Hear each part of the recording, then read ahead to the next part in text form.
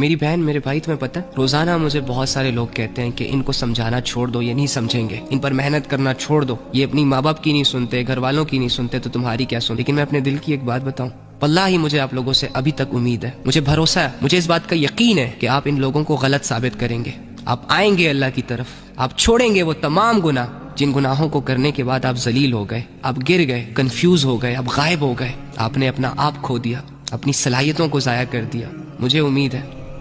کہ ایک دن تم اپنے آپ کو پہچانو گے، اور جس دن تم نے اپنے آپ کو پہچانا تو تمہارا بھائی تمہارے لیے سب سے زیادہ خوش ہوگا، اور اس بھائی کی دعائیں ہمیشہ تمہارے ساتھ رہیں گی۔ بس میں ایک ریکویسٹ کرتا ہوں تم سے کہ میں جانتا ہوں کہ تم اللہ کی طرف آؤ گے تو آؤ گے کبھی نہ کبھی، کیونکہ اللہ کے علاوہ تمہارا کوئی نہیں ہے، یہ بات بہت جلد تمہیں ریئلائز ہونے والی ہے۔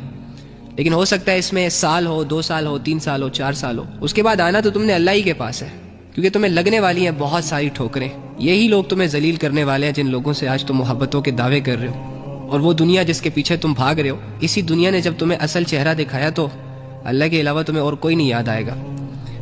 لیکن ریکویسٹ میں صرف یہ کر رہا ہوں کہ جلدی کر لو، یہ نہ ہو کہ دیر ہو جائے۔ میں جانتا ہوں کہ تم خود کو بدلنا چاہتے ہو، مجھے پتہ ہے کہ تم اللہ کی طرف آنا چاہتے ہو، لیکن تم تھوڑے سے جکڑے ہوئے ہو، کنفیوز ہو، کمزور فیل کرتے ہو۔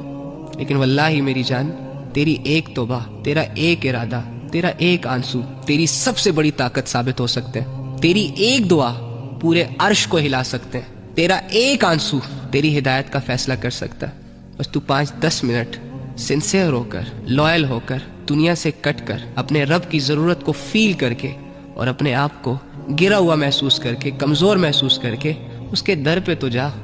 اس کے سامنے جھک تو صحیح،